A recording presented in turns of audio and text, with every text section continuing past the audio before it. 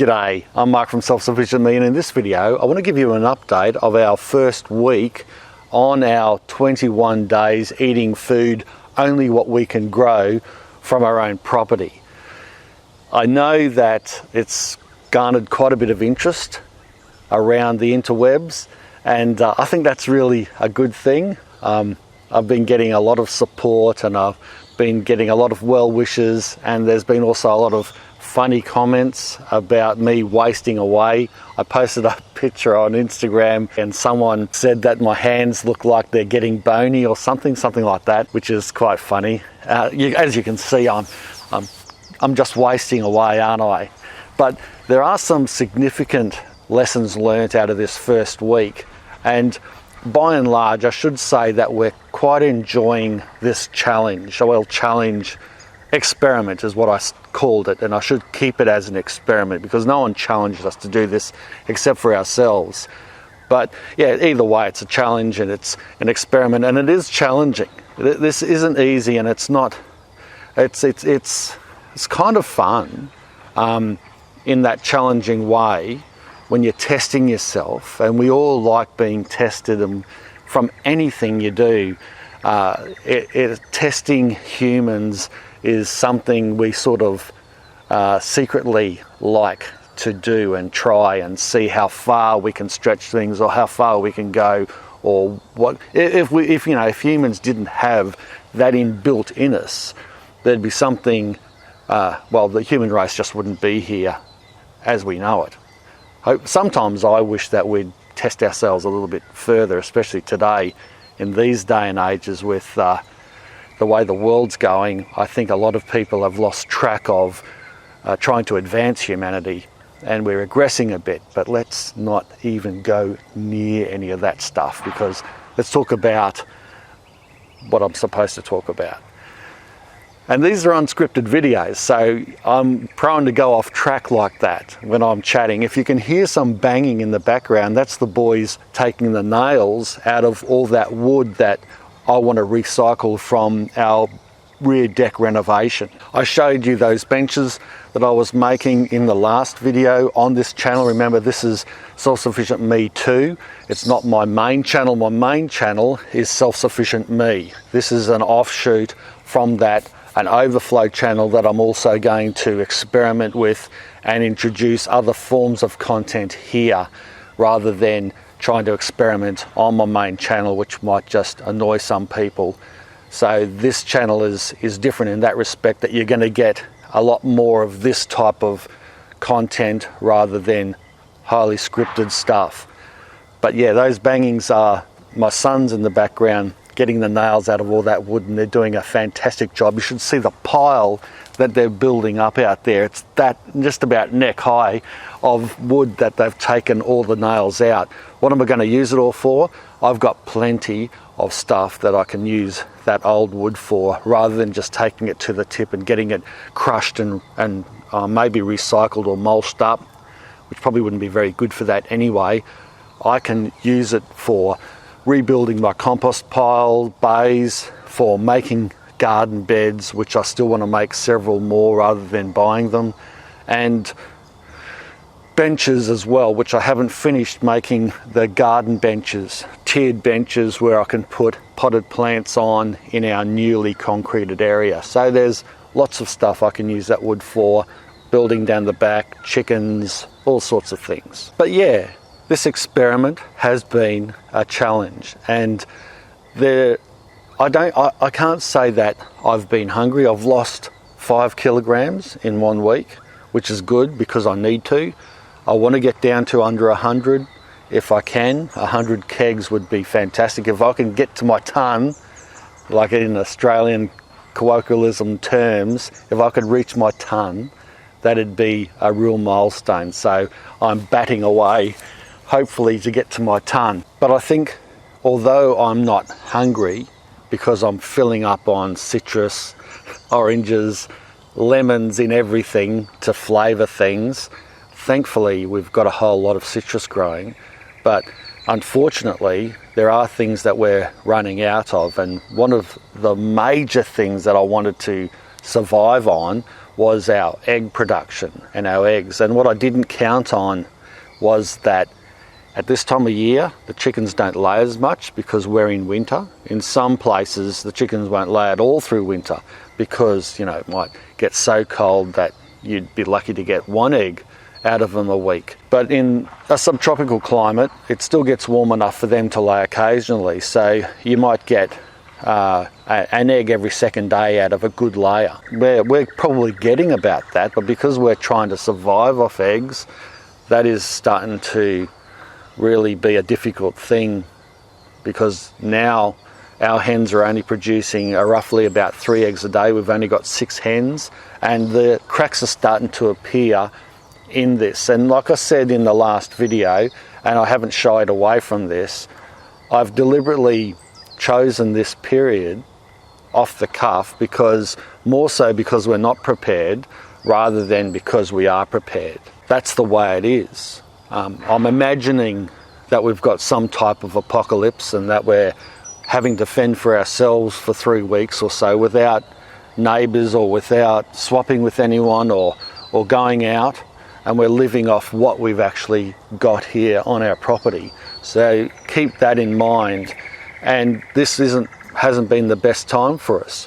We have lost several chickens because of I had planned to have more hens. At this point in time, we should have had another 5 hens, but we lost several hens because of illness, because I got the birds from a breeder who wasn't a professional breeder, who didn't immunise the hens correctly, and because of that, they slowly perished despite the amount of work we put into trying to save them.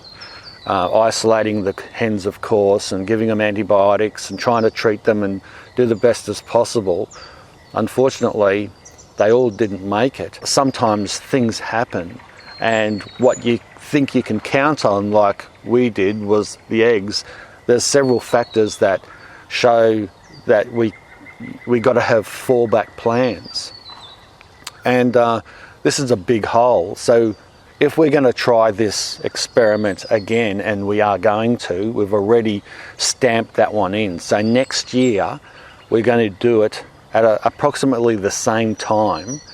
But a lesson already that I've got in my head is that we will need more poultry and more eggs for this to work well, seeing that we can't have larger animals here. We were allowed to keep 1 pig, for example. We're allowed to keep maybe a cow. I'm not sure. I haven't seen directives on cattle. You know, we might be able to keep a couple of goats. I think you can keep about 3 or 4 sheep. For several factors, those larger animals are out of the question for this type of property. So we've got to rely on the poultry, and we've got to do our best with maximising the use from our poultry.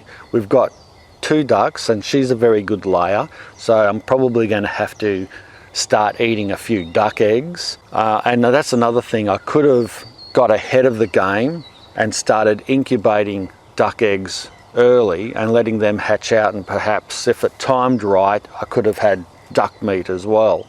But of course, that wasn't forethought, because we didn't even know we were doing this until last Saturday, because we sprung it on ourselves. Maybe next time I might have more poultry, more quail, more ducks, and more eggs to be able to sustain us. At the moment, we're getting about 3 eggs a day, and they're going to Nina mainly. We used 1 egg last night to combine and make a veggie patty.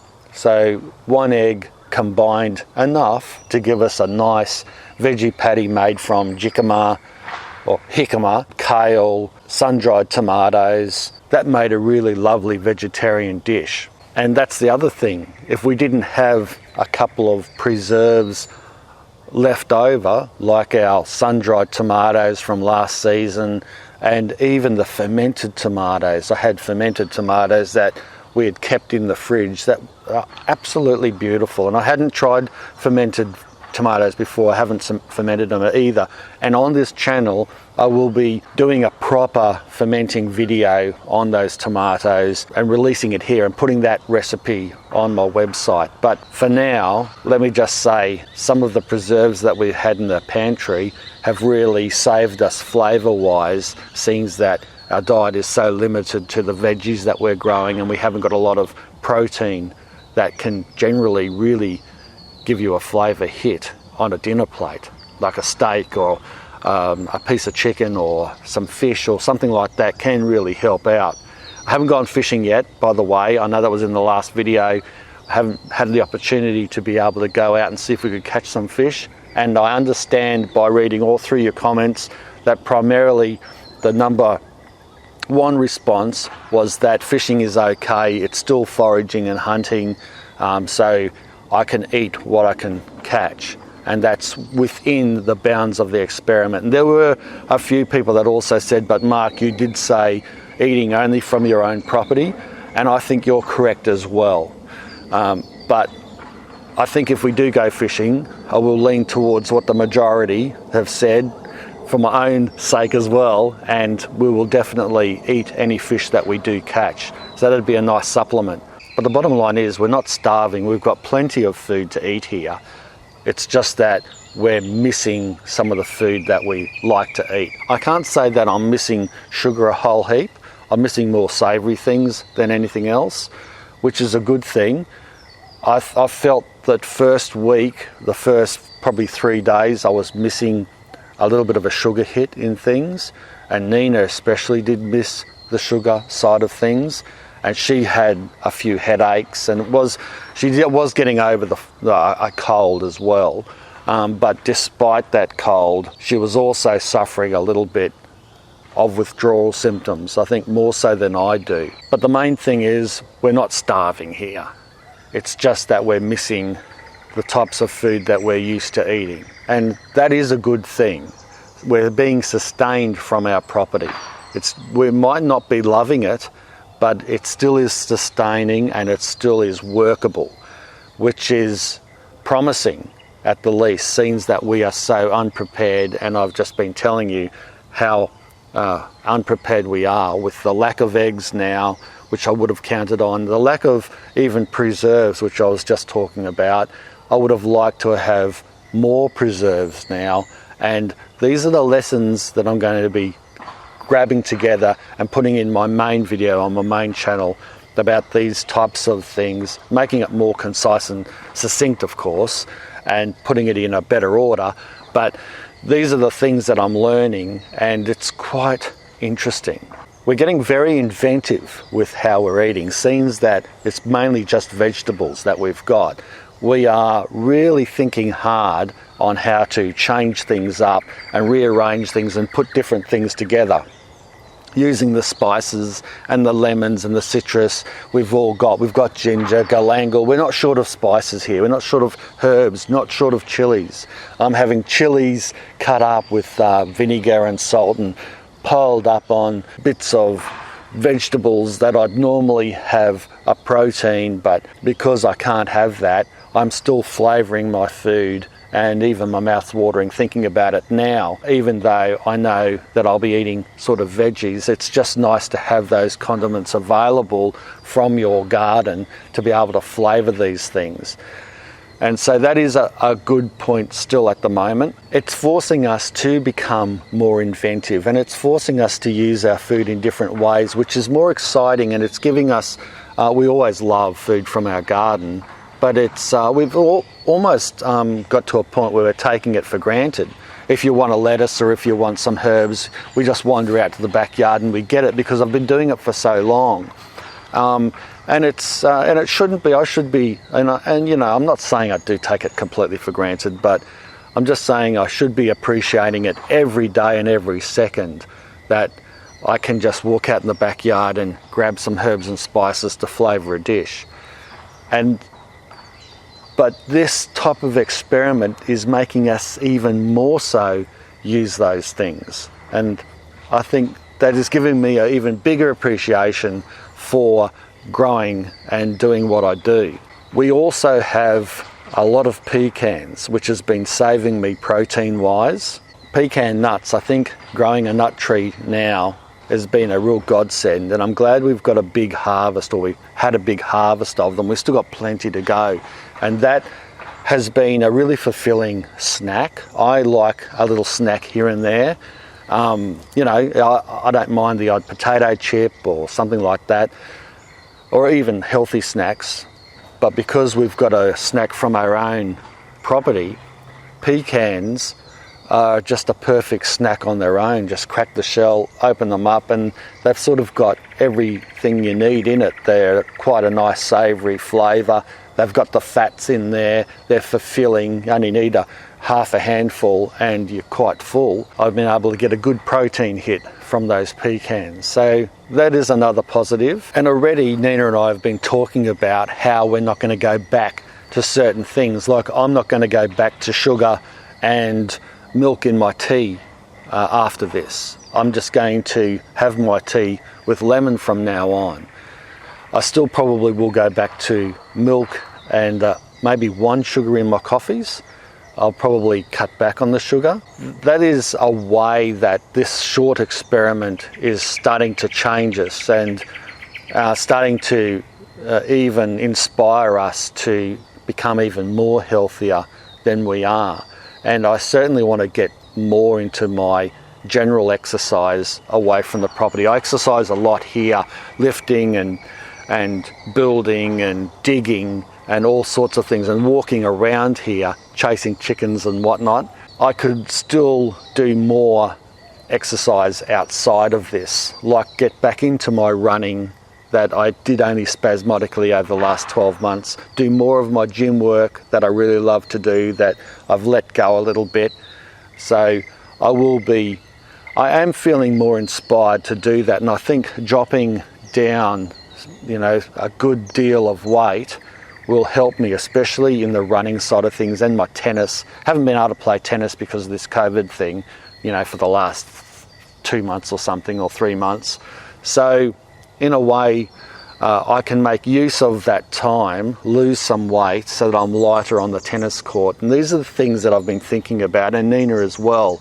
Not just looking better and fitting into things or being healthier on your heart or whatever, but also dropping those kilos for practical things like getting back into exercise so you don't hurt yourself as easily. It's not as heavy on your knees when you're just starting back out, and just in general health all over.